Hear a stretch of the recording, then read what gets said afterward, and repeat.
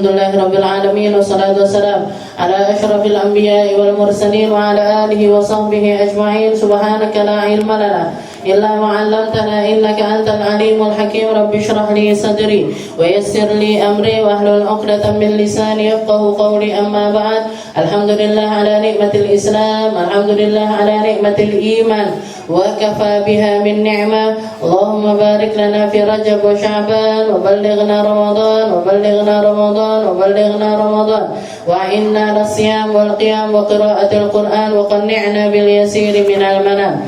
Alhamdulillah, segala puji bagi Allah Subhanahu wa taala. Kita malam hari ini, di saat hujan ini, di waktu malam ini, di bulan yang mulia ini, kita dikasih kesempatan sama Allah Subhanahu wa taala untuk bermunajat kepadanya, untuk minta segala perkara kepadanya, tentang perkara dunia ataupun juga tentang perkara akhirat, bertawasul kepada orang-orang mulia, nyebut-nyebut tentang manusia-manusia mulia, seperti yang dikatakan oleh para ulama, bidzikris sholihin tatanazzalur rahmat. Hanya dengan kita menyebutkan nama orang-orang baik aja, di situ Allah Ta'ala menyertakan rahmatnya. Ya, Allah Ta'ala mendatangkan rahmat ketika disebutkan tentang orang-orang soleh.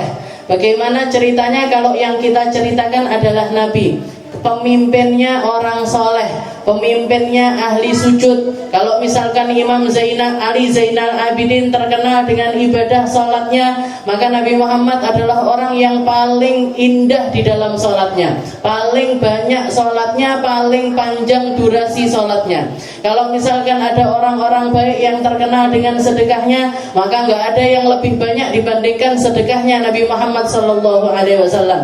Kalau kita menyebutkan tentang para ahli puasa, Nabi Muhammad orang yang paling banyak puasanya. Oke, terutama di bulan Rajab ataupun Sya'ban seperti ini. Sayyidah Aisyah menceritakan ketika masuk bulan Sya'ban itu kami menemukan Nabi Muhammad hampir enggak pernah berbuka sama sekali. Berarti maksudnya beliau puasa banyak sekali di bulan Sya'ban. Tapi di beberapa waktu kami temukan Rasulullah berbuka terus, hampir nggak puasa sama sekali di bulan Sya'ban. Ini nunjukkan jadi puasanya Nabi ataupun nggak puasanya Nabi itu untuk memperingan biar untuk umatnya. Rasulullah kalau nuruti kesenangannya, kalau nuruti tentang keadaan hatinya, beliau akan ngambil ibadah itu paling tinggi. Tapi sesekali ditinggalkan sama Nabi untuk meringankan umatnya, agar umat ini gak dibebani seperti yang dibebankan oleh Allah Ta'ala kepada Nabi Muhammad SAW. Jadi ninggalinnya Nabi tentang kebaikan itu rahmat untuk umatnya. Seperti ketika beliau bersiwak, laula an asyqa ala ummati la amartuhum inda kulli salat. Kalau misalkan siwak ini enggak memberatkan untuk umatku, setiap sholat tak wajibkan mereka untuk bersiwak. Oke, karena saking besarnya pahala yang Allah Ta'ala berikan di situ, dan saking perhatiannya Allah Ta'ala kepada orang-orang yang melakukan perkara tersebut. Jadi Rasulullah selalu seperti itu. Di bulan Ramadan misalkan, malam pertama beliau tarawih semalam suntuk. Semalam suntuk. Para sahabat pertama ngeliatin, Rasulullah sholat dari habis isya sampai subuh. Hari kedua banyak yang ngikuti tarawihnya Nabi. Hari ketiga tambah banyak lagi. Terus tersebar beritanya kemana-mana. Akhirnya malah justru ketika orang-orang ini sudah mengumpul di masjid, Rasulullah malah nggak keluar dari kamar. Katanya para istri-istrinya, ya Rasul, niku loh sahabat-sahabat dari jauh-jauh pada datang pengen terawih sama jenengan. Katanya Nabi, enggak, nanti kalau aku rutinkan terus sebulan penuh terawih, engko dikira wong-wong wajib. Nanti dikiranya ini menjadi sesuatu yang diwajibkan oleh Allah Subhanahu wa Ta'ala. Nikman nabiyyu nabiyuna. Seindah-indah nabi, nabinya kita, sebaik-baiknya nabi, nabinya kita, semulia-mulianya nabi adalah nabi kita, Nabi Muhammad sallallahu alaihi wasallam. Minggu yang lalu kita membahas tentang fi sifati sautihi sallallahu alaihi wasallam, di dalam sifat suaranya Nabi, di mana salah satu bekal yang Allah Ta'ala berikan kepada Nabi Muhammad adalah suara yang lantang, suara yang indah, suara yang diterima sama umat. Suara yang diterima sama umat, dakwah yang diterima oleh umat, dakwah yang diterima oleh manusia. Itu bekal yang Allah Ta'ala berikan kepada Nabi. Suaranya lantang sekali, bahkan sampai ke desa sebelah aja kedengeran. Orang mana yang punya suara sing sampai krungu kok desa sebelah. Nggih. Jadi sampai ketika Rasulullah minggu yang lalu Rasulullah khutbah Jumat di dalam masjid, Rasulullah bilang sama orang-orang yang ada di dalam masjid, ijlisu, duduk kalian. Yang di desa sebelah lingguh melok lingguh. Ikut duduk, dengerin khutbahnya Nabi dan enggak istilahnya enggak miss dari ceramahnya Nabi, itu bisa nyimak. Begitu juga yang diceritakan sama sahabat yang lain ketika Rasulullah khutbah ketika mabit di Mina, di negeri Mina, istilahnya di daerah Mina, yang penduduk Mekah kedengeran. Jadi Mina sama Mekah itu jauh sekali, jauh sekali. Wong kalau perjalanan naik jalan kaki, misalkan pas musim haji jalan kaki mau dari Mina sampai ke Mekah itu bisa 2 jam 3 jam. Berarti kan jauh sekali. Nah ini kedengeran. Orang-orang yang di Mekah bisa nyimak khutbahnya Nabi yang ada di Mina. Itu dari tingginya, dari lantangnya suaranya Rasulullah Shallallahu Alaihi Wasallam. Maka dari itu kita bisa ngambil faedah, kalau misalkan kita ini bikin majlis atau sesuatu yang sifatnya itu dakwah, salah satu hal yang paling harus diperhatikan mikrofon. Karena ustadz-ustadz enggak duwe suara koyok suarane Kanjeng Nabi. Jadi kalau misalkan kita mau nyimak sesuatu dengan enak, dengan nikmat, istilahnya hal-hal yang baik-baik ini bisa dirasakan sama orang banyak. Salah satu intinya di situ, salah satu hal yang perlu kita perhatikan sound system. Sound system, mikrofon ini harus ada. Jangan mau bikin acara maulutan, mikir ditoto sing apik. Mau bikin acara yasinan, 10 orang, ya sudah, kalau 10 orang mikrofonnya yang cukup buat 10 orang. 50 orang, berarti mikrofonnya harus yang cukup untuk 50 orang. Enggak perlu juga wong saya tamune sing diundang wong 50 gawe sound horek. Sampai betul-betul enggak perlu juga kayak gitu, itu namanya lebay. Itu namanya lebay. Jadi kita sesuaikan dengan porsinya. Kita sesuaikan dengan porsinya. Waktunya yang dengerin, yang kita harapkan dengarkan orang banyak, maka kasih mikrofon. Guru saya Bapak Nur itu, istrinya Habib Umar itu, kalau bikin beliau ngaji, terutama saya pernah dengar langsung itu ketika Ramadan. Ketika bulan Ramadan itu biasanya anak-anak Daruzara setelah selesai sholat taraweh, sholat tarawehnya sekali sholat 1 juz, jadi agak panjang. Jadi habis selesai taraweh, habis itu ditutup sama witir, langsung anak-anak ini, anak pondok ini langsung pakai gamis hitam, bawa tas, berangkat, sudah ada bis yang nunggu di depan, elep yang nunggu di depan. Itu nanti sama Hubabah dibawa keliling ke rumahnya orang tua-tua yang ada di Hadramut. Jadi tabarukan sama orang-orang sepuh-sepuh yang ada di daerah Tarim sana. Nah, nanti di situ bikin pengajian, baca-baca, dikiran, baca Al-Muluk dan lain sebagainya. Nanti Hubabah ceramah. Kalau sudah beliau ketika ceramah kok nggak ada mic-nya, padahal yang datang mungkin cuman keluarganya yang punya rumah sama anak pondok, mungkin sekitar 50-60 orang lah. Tapi kalau nggak ada mikrofon, marah betul beliau. Katanya beliau yang sering beliau katakan, dikira yang pengen dengerin omongan baik ini cuman kalian aja. Dikira yang pengen dengarkan perkara-perkara yang datangnya dari Allah, yang datangnya dari Rasulullah, cuman telinga-telinganya manusia saja. Jangan dikira tembok-tembok itu pengen denger, tiang-tiang itu pengen denger, atap-atap itu pengen denger. Mereka kalau bisa ngomong, kalau mereka bisa bicara, maka mereka akan ngiri sama mereka-mereka yang bisa mendengarkan ceramah. Jadi segala kasih mikrofon, meskipun orangnya sedikit, tapi kasih pengeras suara, karena sebenarnya makhluknya Allah Ta'ala yang lainnya pun pengen mendengarkan hal-hal yang baik semacam ini. Itu yang selalu beliau katakan. Jadi bahkan sampai terakhir itu akhirnya kita sendiri bawa mic. Jadi karena keliling itu, karena kita keliling, akhirnya beli sound system sendiri.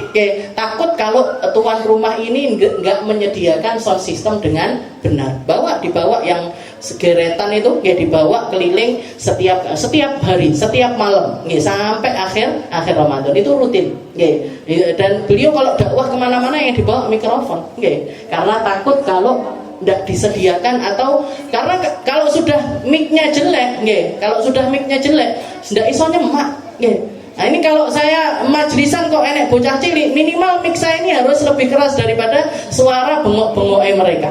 Nggih, itu minimal. Karena kalau ndak es bubrah, nggih. Bubrah, sayanya blank, nggih. Majelisnya akhirnya nggak bisa juga untuk dinikmati. Itu sir ataupun juga rahasia dari kenapa Allah Ta'ala ini ngasih suara yang lantang kepada para nabi-nabinya, kepada para rasul-rasulnya, terutama adalah nabi kita Nabi Muhammad Sallallahu Alaihi Wasallam. Sekarang kita masuk ke Al-Faslus Sabi', nggih. Pasal yang ke-7, fi sifati ghadabihi Sallallahu Alaihi Wasallam wa sururi, nggih. Di dalam sifat marahnya Nabi dan juga gembiranya Nabi. Nggih, di dalam bab marahnya Nabi dan juga senangnya Nabi. Nggih. Nabi Muhammad itu seringkali mengatakan innama ana basyar. Nggih, innama ana basyar. Saya ini manusia. Nggih, saya ini manusia. Nggih. Ketika ada salah seorang nenek-nenek tua datang mendatangi Nabi sambil gemeteran, ketemu sama Rasulullah itu nggak bisa ditahan, badannya ini gemeter, tidak terkontrol, maka Rasulullah mengatakan, mahlan, pelan-pelan, Bu yang tenang, innama ana basyar, saya ini manusia, yakulul qadat, saya itu masih suka makan dendeng. Masih suka makan dendeng lek wong Indonesia gitu. Aku ki menungso seneng mangan iwak asin.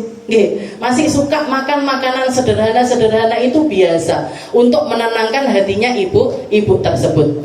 Jadi Rasulullah itu perasaan naik turun yang ada di dalam diri manusia pada umumnya juga dirasakan sama Nabi. Rasulullah itu bukan lempeng, khusyuk, terus istilahnya nggak pernah naik perasaannya ataupun turun perasaannya, nggak pernah terbawa emosi ataupun nggak ada. Semua itu terjadi di dalam hatinya Nabi. Semua itu basyariyatuh, istilahnya segala hal yang berkaitan sama manusia itu terjadi juga kepada Rasulullah Sallallahu Alaihi Wasallam. Cuman bedanya, kalau di dalam innama ana basyarun mithlukum yuha ilayya, bedanya Nabi Muhammad dapat wahyu, kita enggak. Nabi Muhammad dapat perintah dari Allah Ta'ala secara langsung, kita enggak. Allah Ta'ala, Nabi Muhammad dididik langsung sama Allah Ta'ala, kita enggak. Kita lewat orang tua kita, lewat guru-guru kita, lewat orang-orang sekitar kita. Dan Nabi Muhammad dapat kontrol langsung dari Allah Subhanahu wa Ta'ala. Dan itu juga butuh proses. Dan itu dengan didikan dari semenjak beliau ini kecil. Dari kecil Allah Ta'ala ngasih didikan itu kepada Nabi. Salah satu hal yang diungkapkan sama pamannya Nabi, Abu Thalib, Sayyidina pamannya Nabi yang bernama Abu Thalib ini kan ngopeni Nabi setelah ditinggal sama kakeknya. Jadi sekitar usia 8 tahun diambil sama pamannya beliau. Dan Abu Thalib ini orang nggak punya, beliau orang mulia, tapi orang nggak punya, ekonominya itu pas-pasan, dan anaknya itu banyak. Anaknya itu banyak sekali. Katanya Abu Thalib, yang saya lihat karakter yang ada pada diri Nabi Muhammad itu mulai dari kecil, kalau nggak dikasih nggak pernah minta. Kalau nggak dikasih nggak pernah minta. Kalau ada makanan, padahal anak kecil ini kan biasanya delok permen, milih, delok dolanan, milih, delok ini, kepingin. Tapi Nabi itu sudah punya kontrol diri bahkan semenjak beliau itu masih kecil. Kelihatan sepupu-sepupunya ini main-main, mainan punya mainan, misalkan kelereng apa-apa gitu. Kalau Rasulullah ini nggak punya, ya nggak ngambil, nggak ngerebut dari mainannya sepupu-sepupunya. Makan juga gitu. Makan itu juga seperti itu. Kalau dikasih sama pamannya, beliau makan. Kalau dipersilahkan untuk makan, beliau makan. Tapi kalau nggak disuruh, nggak pernah ngambil. Dan Abu Thalib juga mengatakan salah satu hal yang unik dari diri Nabi, saya ini kalau ngasih makanan anak-anak saya, anaknya kan banyak, kalau nggak salah 11 orang apa berapa, banyak. Pamannya Nabi itu anaknya banyak, cilik-cilik, nerecel gitu istilahnya. Jadi gedenya istilahnya cilik bareng kok gedenya bareng juga gitu. Dari recik gitu anaknya. Terus dikatakan, jadi kalau saya ngasih makan biasanya tak kasih sak nampan, makan bareng-bareng. Kembulan makan bersama. Yang aku heran, ini makanan sak nampan kalau misalkan Muhammad itu ikut makan di situ dari awal, makanannya ini cukup. Makanannya ini cukup, kenyang semua, cukup semua. Tapi kalau Muhammad ini nggak ikut makan atau dia makannya itu terakhir, belum dipersilahkan, nggak mau makan Nabi. Tapi setelah dipersilahkan baru ikut makan. Itu makanan kurang. Sak nampan ini dia anak-anaknya kurang. Tapi kalau Muhammad, sejak itu dititeni sama Abu Thalib karena beliau juga ekonominya minim. Nanti kalau sudah bawa nampan gitu, nanti Muhammad disek, Muhammad sek. Nanti baru dibilang Muhammad makan. Beliau bawa makan, ngambil sama sepupunya, cukup itu makanan, kenyang semuanya. Kenyang semuanya. Tapi kalau Rasulullah nggak ikut makan, kurang. Sek luwe. Masih lapar, itu yang dikatakan oleh pamannya. Jadi Rasulullah sudah punya kontrol itu mulai dari kecil. Mulai dari kecil itu sudah kelihatan nggak gampang ikut-ikutan di dalam hal-hal yang buruk, nggak ngerebutan, nggak ngambilan. Padahal biasanya istilahnya anak-anak yang tumbuh tanpa didikan orang tua, ya banyak perkara-perkara baik itu hilang juga di dalam diri mereka karena nggak ada sentuhan bapaknya atau nggak ada sentuhan ibunya. Tapi Rasulullah tanpa didikan ayah ibu, kakek, tapi beliau tumbuh dengan pertumbuhan anak-anak dengan adab yang sangat luar biasa indah. Jadi di sini dikatakan fi sifati ghadabihi sallallahu alaihi wasallam wa sururi. Di dalam sifat marahnya Nabi dan juga gembiranya Nabi. Dikatakan karena Rasulullah sallallahu alaihi wasallam idza ghadiba yuraridahu wa ghadabuhu fi wajhihi li safai basyarati. Nabi Muhammad itu punya raut wajah yang langsung orang ini bisa nangkep. Yang langsung orang ini bisa nangkep, oh Nabi Muhammad enggak senang. Oh Nabi Muhammad lagi marah. Oh Nabi Muhammad lagi senang. Itu yura fi wajhi. Langsung nampak di dalam dirinya Nabi. Jadi orang itu langsung bisa nangkep, oh ini orang Nabi ini nggak senang, sama perkara yang seperti ini nggak senang. Oh Nabi kerso sama yang ini beliau kerso. Nah itu langsung kelihatan. Li sofa ibasyarati, karena beliau punya punya raut wajah yang langsung menyiratkan hal tersebut. Selain juga karena kulitnya yang putih, jadi orang kalau punya kulit putih itu kalau marah kan langsung berubah jadi abang. Wong ireng ungu. Kalau orang putih biasanya kalau marah itu langsung pipinya merah. Nah, sing rodok-rodok ungu, lendang ngono nggih, ndak ketok, lek tambah hitam semakin hitam semakin enggak kelihatan biasanya. Semakin nurun kadar putihnya ini tambah enggak ketok. Tapi selain itu, tapi bukan cuma karena hal itu saja, tapi karena Rasulullah memang punya istilahnya gini, Allah Ta'ala itu ketika Allah Ta'ala ngasih di dalam diri setiap orang, manusia itu lahir alal fitrah, manusia itu lahir bersih, tanpa noda, tanpa cacat. Kalau jenengan merhatikan tabiatnya anak-anak pada umumnya itu seneng nggak senengnya juga langsung kelihatan. Gembira nggak gembiranya langsung kelihatan. Luwe nangis, gitu. Disakiti nangis, tiba nangis, itu kan langsung kelihatan. Kita langsung tahu anak ini lagi sakit, oh anak ini lagi nggak senang, oh anak ini lagi marah, misalkan tukaran karo koncone, kelihatan. Itu tabiatnya anak kecil itu seperti itu. Punya jadi istilahnya tantrum dan lain-lain, tapi aja sampai tua tantrum ndak oleh. Cuman maksudnya fitrahnya dia, fitrah hatinya anak kecil, karena mereka itu punya hati yang bersih, karena mereka itu nggak berdosa, karena mereka itu bahkan nggak dianggap dosa sama Allah Ta'ala. Jadi sesuatu seneng atau nggak senengnya mereka itu kelihatan. Tapi begitu seseorang itu tambah dewasa, tambah gede, Allah Ta'ala mengatakan fa'alhamaha fujuraha wa taqwaha. Mereka ini akan kalau enggak mailun ilal yamin atau mailun ilal shimal. Jadi kalau enggak dia ini condong ke kanan ya condong ke kiri. Kalau dia tumbuh, kalau dari kecil ini kondisinya nggak baik, lingkungannya nggak baik, didikannya nggak baik, akhlaknya tumbuh dalam keadaan nggak baik, berarti dia condong ke sebelah kiri, condong ke sebelah kiri. Maka dia akan condong kepada sesuatu yang nggak baik.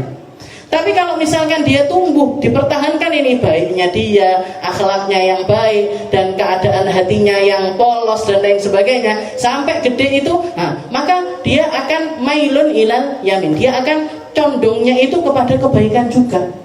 Condongnya itu kepada kebaikan. Nah, yang orang yang tumbuh sampai gede jadi orang baik ini loh, yang biasanya sofa'u qulubihim, rasa hati yang ada di dalam hati mereka ini memancar kepada orang-orang yang ada di sekitarnya. Kalau kita lihat orang-orang para wali-walinya Allah, para kekasih-kekasihnya Allah, kenapa kok ceritanya mereka itu masih kita dengar sampai sekarang? Kenapa kok akhlak-akhlak mereka itu masih kita pelajari sampai sekarang? Karena hatinya mereka ini kayak cermin. Jadi kayak cermin. Orang itu ketika melihat kayak berkaca gitu. Orang ini lagi sabar. Orang ini lagi khusyuk. Orang ini lagi dalam keadaan begini. Nah, itu nyampe ke dalam diri seseorang,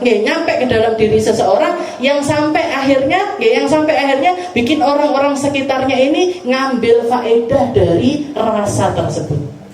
Ngambil faedah dari rasa tersebut. Itu yang terjadi. Dan Nabi Muhammad orang yang hatinya paling bersih.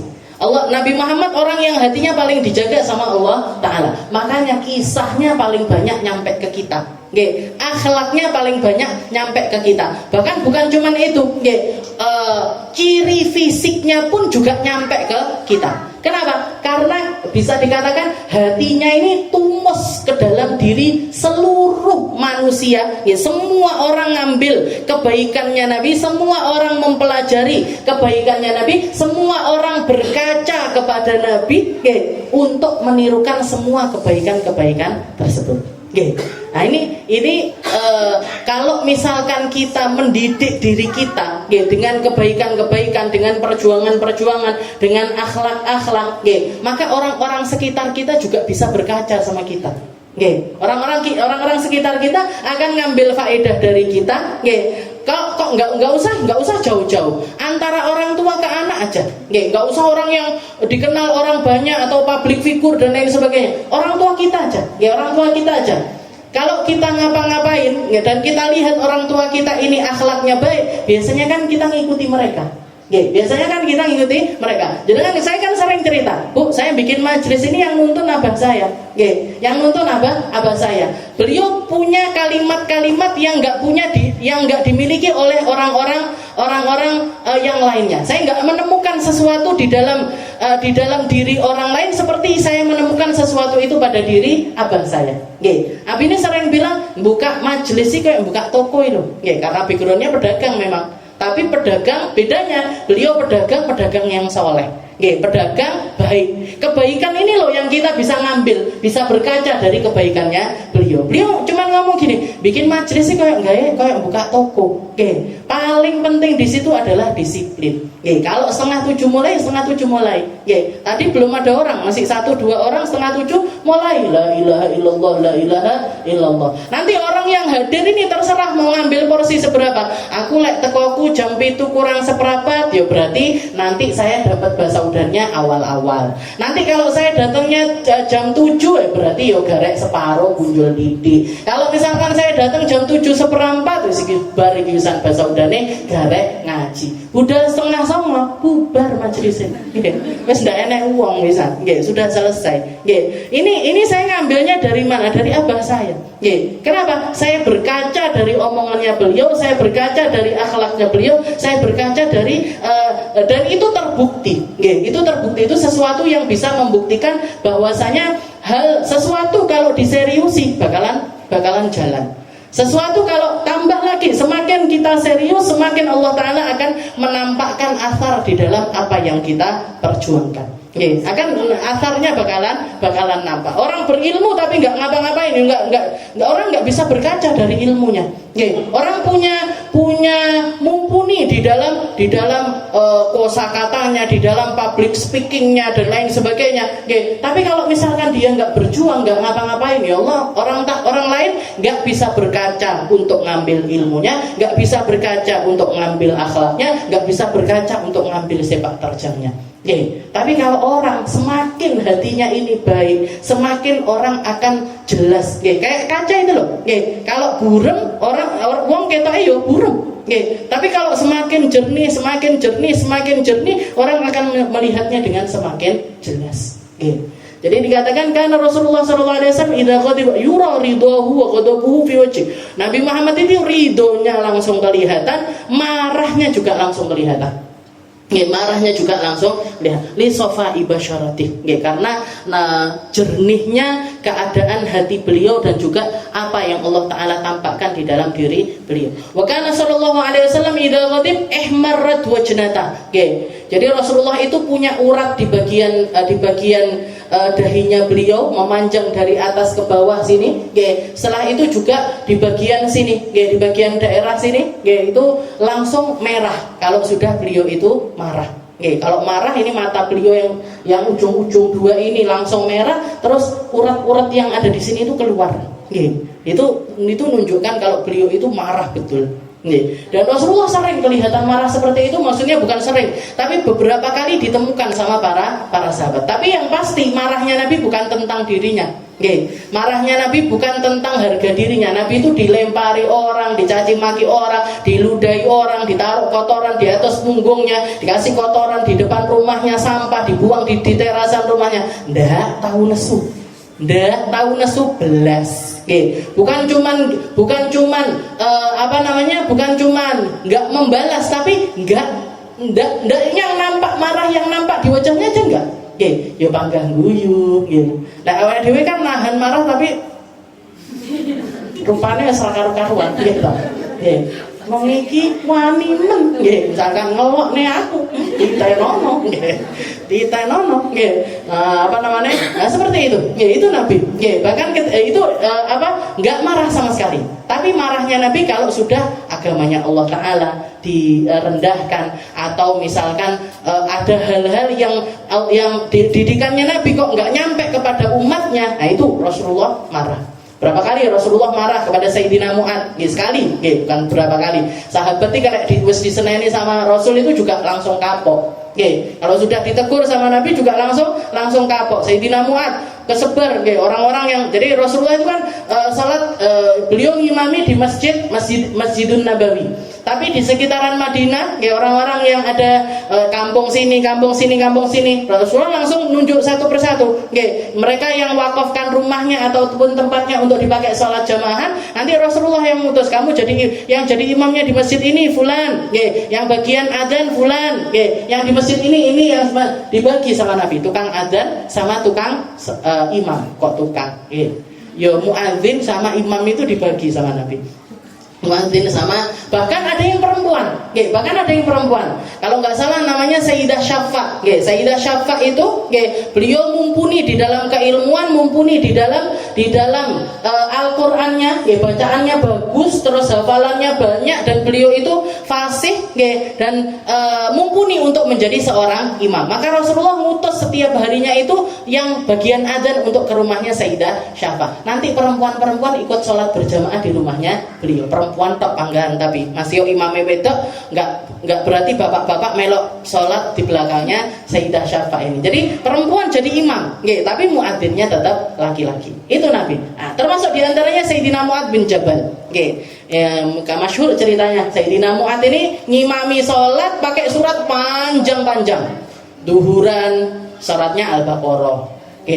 Asar Ali Imran. Terus jenengan harus mesti absen jenengan jadi makmumnya Sayyidina Mu'az, golek masjid liya ae lah, terawih ae ngono gitu. Masjid sing paling cepat. Sing setengah walu bar. Nah kan kayak gitu. Istilahnya Sayyidina Mu'adz itu sholat ngimami panjang-panjang. Sholat subuh sampai hampir isyraq, nggih, baru selesai. Nanti sholat isya pokoknya panjang-panjang sholatnya. Nggih, dipanggil, dilaporkan sama Nabi. Nggih, dilaporkan, "Ya Rasul, ini Sayyidina Mu'adz ini jadi imam lek ngimami mesti sholat itu." Nggih. Jadi orang-orangnya akhirnya nggak bisa merediksi. Nanti aku kalau sholat jamaah sama Sayyidina Mu'adz ini saya selesainya jam berapa, padahal saya mungkin ada orang sibuk, mungkin ada orang sakit, mungkin ada orang dan lain sebagainya.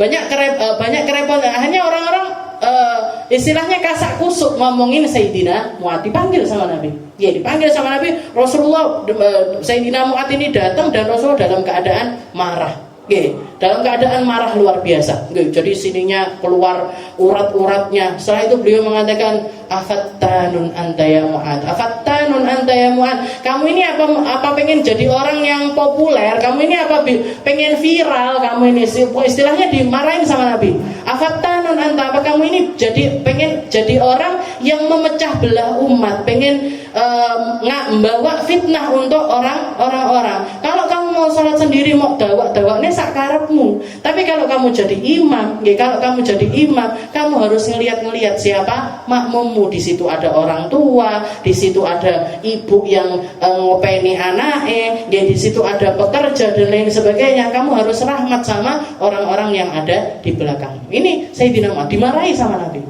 Jadi Rasulullah itu kalau waktunya marah-marah. Tapi kalau waktunya ngapresiasi, ya diapresiasi sama Nabi. Ya, di hadis yang lain Sayyidina Mu'adz juga dipanggil setelah sholat subuh. Sayyidina Mu'adz itu ganteng, semangat di dalam ngajinya, semangat di dalam ngambil ilmu, semangat di dalam dakwahnya, semangat di dalam perangnya. Diapresiasi sama Nabi. Dipanggil, dipegang tangannya. "Ya Mu'adz, inni uhibbuk." Ya Mu'adz, wahai Mu'adz, aku cinta sama kamu. Sopo sing gak meleleh? Digituin sama Nabi. Siapa yang gak meleleh? Dibilang Rasulullah loh yang menyatakan cinta kepada Sayyidina Mu'adz. Aku kok seneng melihat kamu.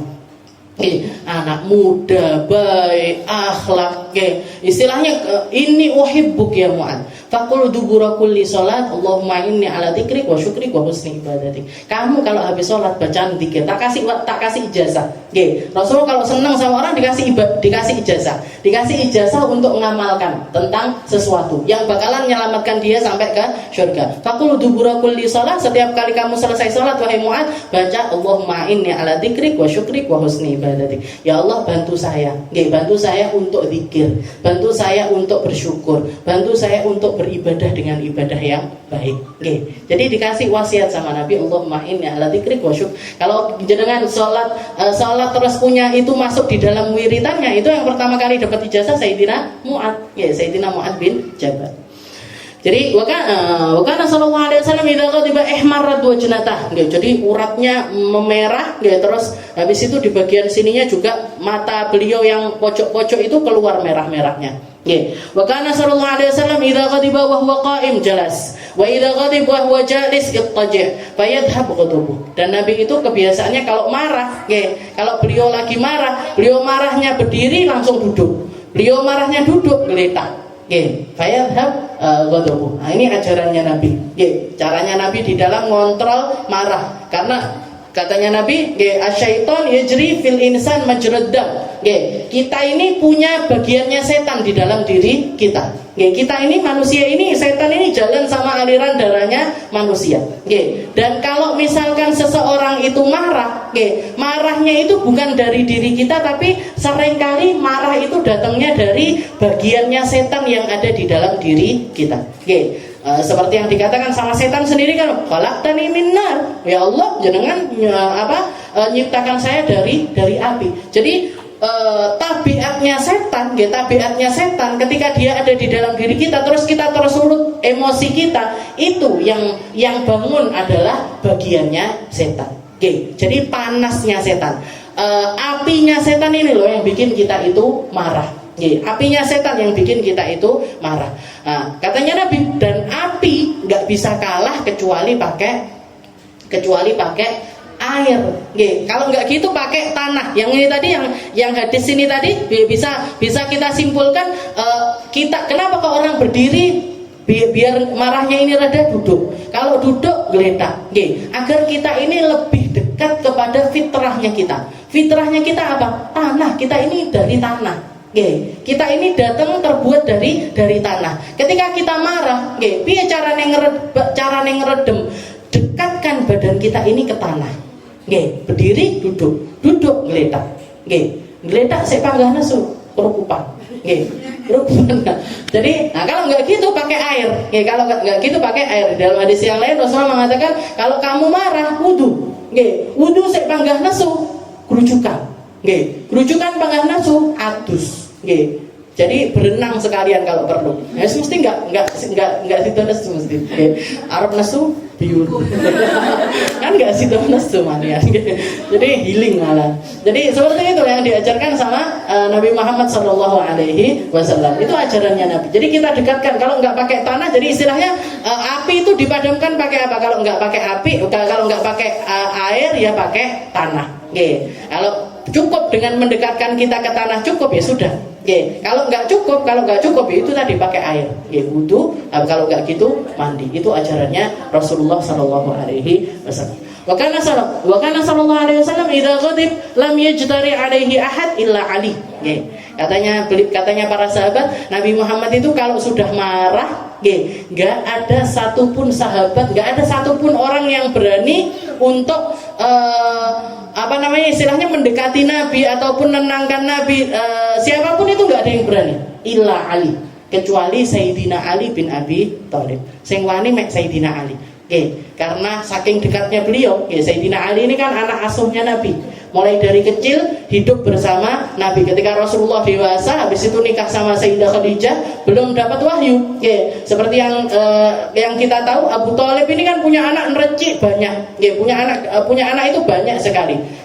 Datang Nabi Muhammad, belum jadi Nabi, beliau manggil Sayyidina Hamzah. Waktu itu yang sudah Sayyidina Hamzah ini setahun di atasnya Nabi umurnya. Jadi pamannya tapi umurnya cuman berbeda satu tahun. Dipanggil, ya wahai pamanku Hamzah, kita lihatin toh, Abu Thalib itu punya anak banyak padahal ekonominya itu sulit.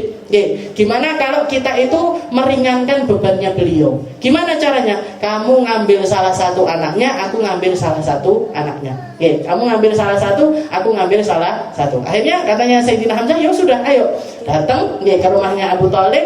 Sayyidina Hamzah ngambil Sayyidina Ja'far, ngambil Sayyidina Ja'far yang jadi nantinya juga berjuang di jalannya Nabi, sedangkan Nabi yang diambil adalah Sayyidina Ali. Jadi Sayyidina Ali itu sudah masuk ke rumahnya Sayyidah Khadijah, sudah hidup bersama Nabi, bahkan semenjak beliau itu masih balita. Jadi masih kecil sekali sudah hidup bersama dengan Nabi. Jadi yang berani kalau sudah Nabi Muhammad marah, yang berani untuk menenangkan, yang berani untuk ngomong atau ngasih istilahnya ngasih omongan-omongan kepada Nabi itu cuma Sayyidina Ali saja.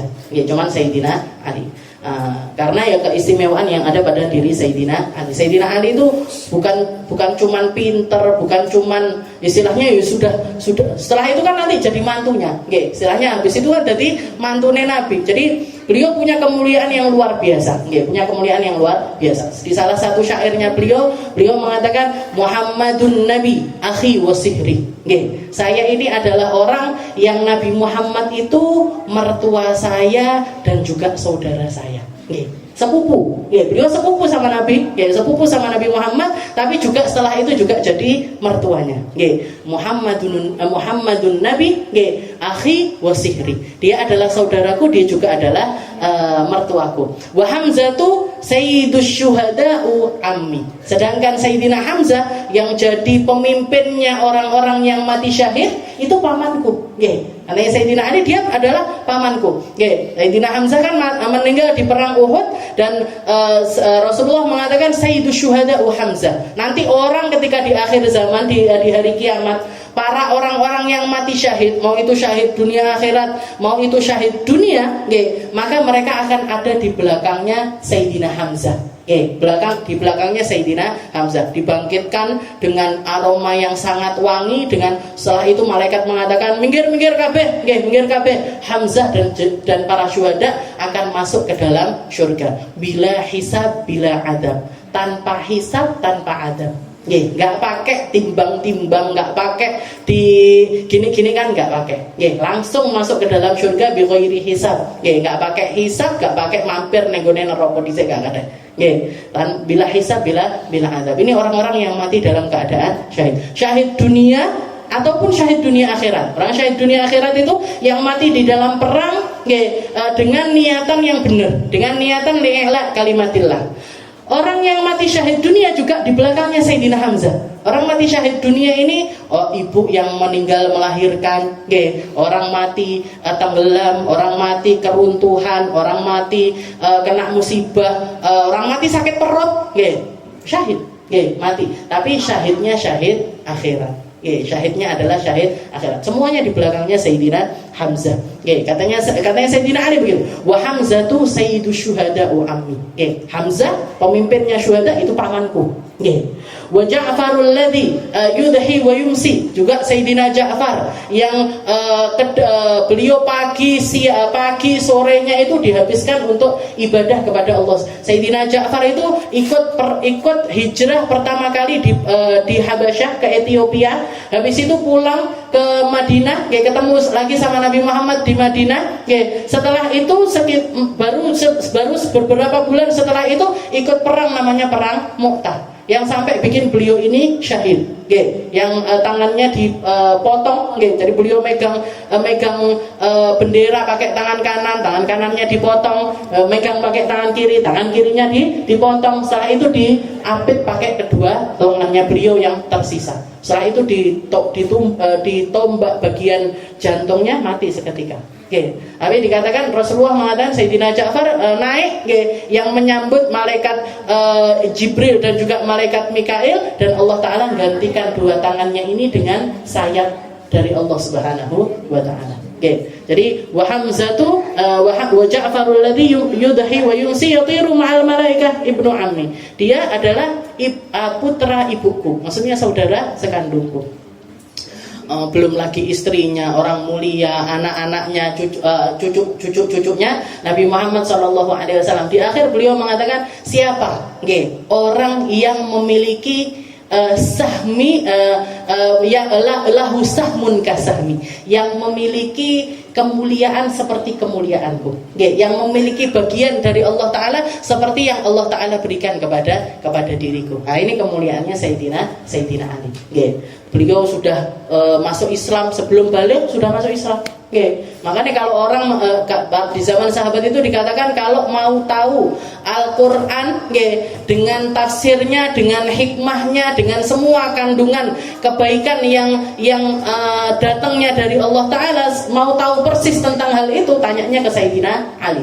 Karena katanya Sayyidina Ali, setiap ayat-ayat yang ada di dalam Al-Quran saya hafal. Sayyidina Ali itu hafal Al-Quran, bukan cuma satu versi tapi semua versi. Bukan cuma satu versi tapi semua versi. Sak hikmahnya, sak kandungan fikihnya, sak kandungan kapan turunnya, gimana turunnya, dalam keadaan apa turunnya, setiap ayat di dalam Al-Quran itu saya tahu persis. Itu Sayyidina Ali bin Abi Thalib. Bahkan beliau mengatakan, kalau misalkan saya mau menafsirkan babnya surat Al-Fatihah, Fatihah itu dikatakan sirnya Fatihah ada di dalam Bismillah, sirnya Bismillah ada di dalam baknya, sirnya bak ada di dalam titiknya. Katanya Sayyidina Ali, kalau saya mau nyarahin baknya surat Al-Fatihah, itu bakalan jadi tulisan yang memenuhi 70 ekor unta. Kalau mau syarahin bak etok, urung sine, urung mime, urung alife, itu kalau mau saya tuliskan tafsirannya bak, itu bakalan jadi karangan yang memenuhi 70 ekor unta. Itu Sayyidina Ali. Makanya dikatakan kalau Rasulullah marah, yang berani untuk ngelendeh nih, istilahnya nenangkan dan jelaskan, klarifikasi dan lain sebagainya, itu cuma Sayyidina Ali bin Abi Thalib.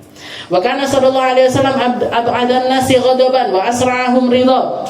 Dan Nabi Muhammad itu punya karakter enggak gampang. Ab'adun nasi ghadaban. Marahnya Nabi itu jauh sekali. Maksudnya Rasulullah itu bukan orang yang pemarah, tapi sulit sekali marah. Nabi Muhammad itu sulit sekali marah.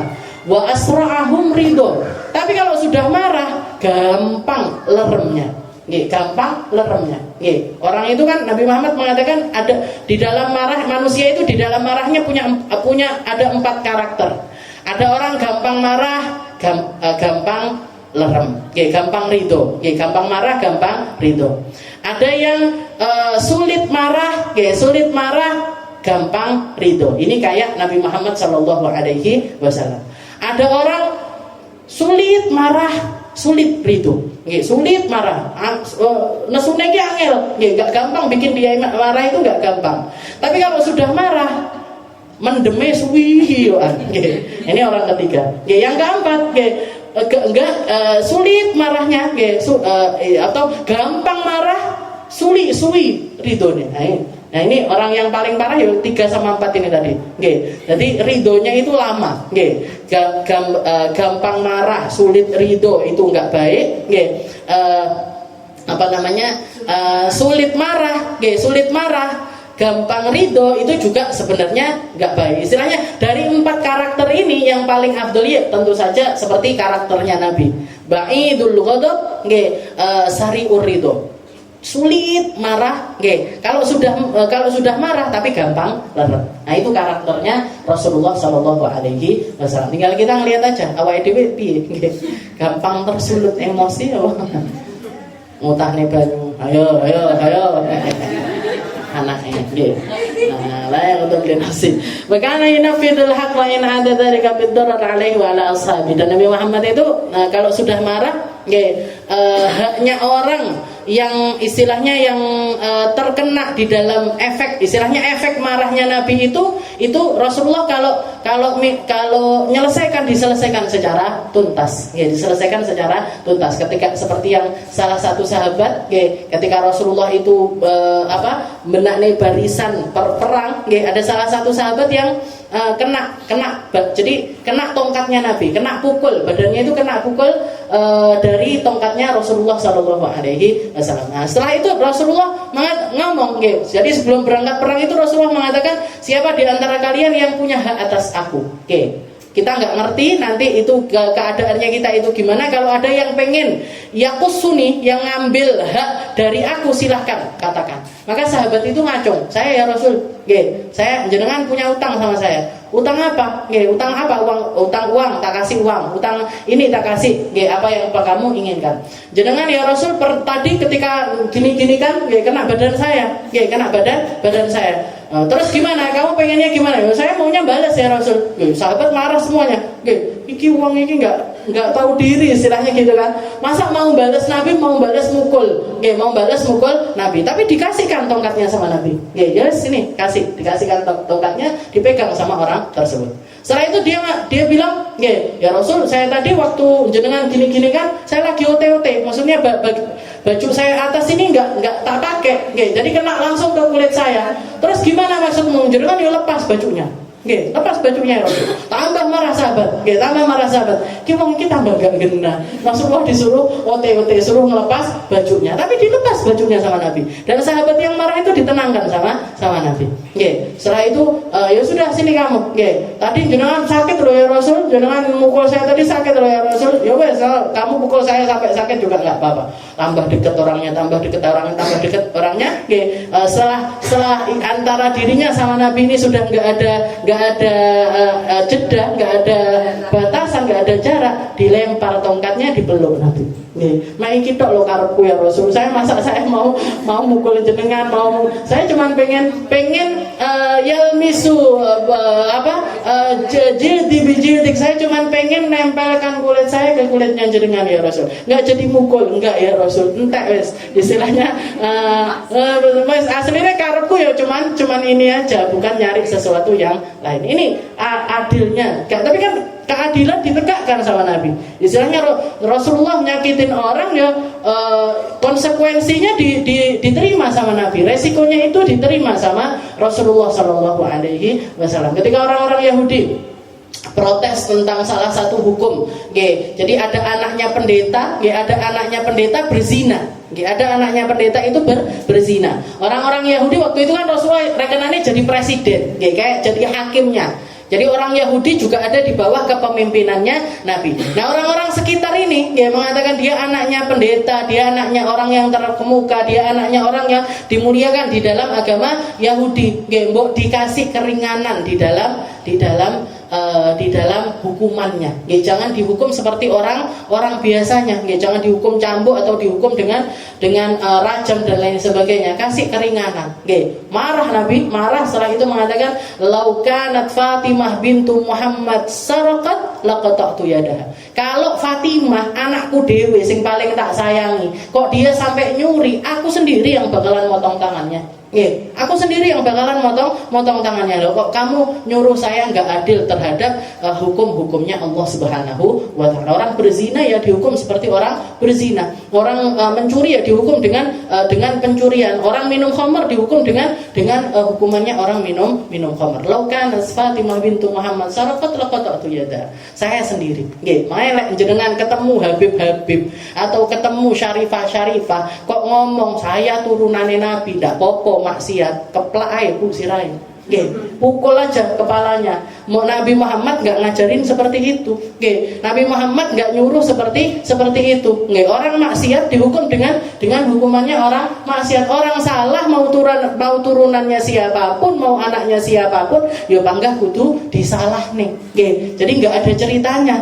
Orang-orang yang punya nasab nyambung sama Rasulullah itu bebas aku ngombe ora apa-apa, ngomong elek ora apa-apa, nyelatu uang ndak apa-apa, keplak ae Bu, keplak. Kalau kadung jenengan keplak, siapa yang nyuruh? Saja Aminah jenengan bilang.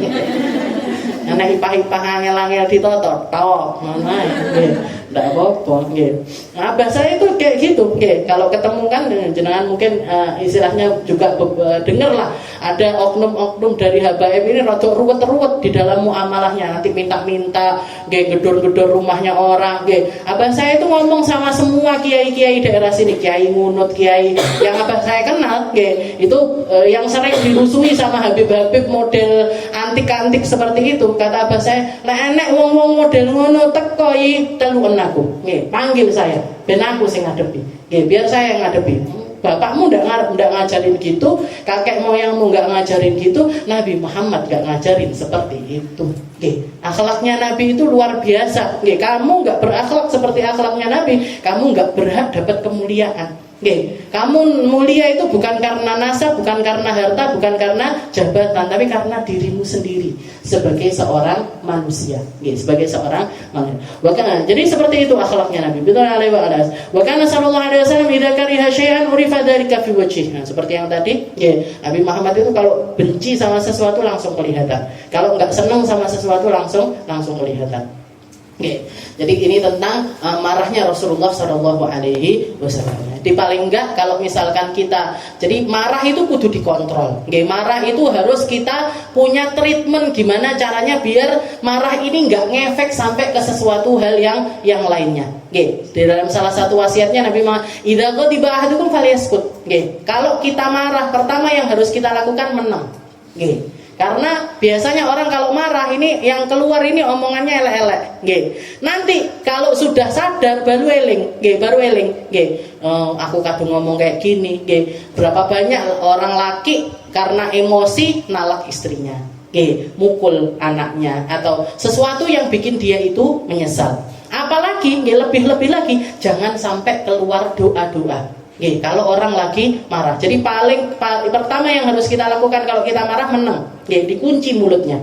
Karena ini nanti bakalan kalau misalkan dibiarkan efeknya itu besar, efeknya itu besar, bisa nyakitin banyak orang, bisa istilahnya banyak hal lah yang akan terjadi kalau kita itu nggak nahan emosi kita. Nah setelah itu untuk meredakannya, pertama kali yang kita lakukan ista'id billah. baca a'udzubillahi minasyaitonirrajim, karena marah itu dari setan. Jadi kita minta perlindungan dari a'udzubillahi minasyaiton. Atau kalau enggak gitu, Allahumma Allahumma bi Rabbi Muhammad adhib ghaidha qalbi. Atau kita baca, ya Allah Tuhannya Nabi Muhammad, ya Allah Tuhannya Nabi Muhammad, hilangkan marah yang ada di dalam hatiku. Minta, kembalikan dulu kepada Allah. Jadi kalau sudah marah, kembalikan dulu kita kembalikan ketenangan hati kita ini dengan nyambungkan itu dengan Allah Subhanahu wa taala. Baru setelah itu yang tadi itu. Kalau berdiri duduk, kalau duduk geletak. Marahnya lagi duduk geletak. Masih belum reda juga wudu, belum reda juga adus. Itu adalah cara-cara yang diajarkan sama Nabi untuk kita ini meredakan emosi kita. Wa amma surur Rasulullah sallallahu alaihi wasallam, kalau gembiranya Nabi, wallahu a'lam bishawab. Kita lanjutkan insyaallah di pertemuan kita yang selanjutnya.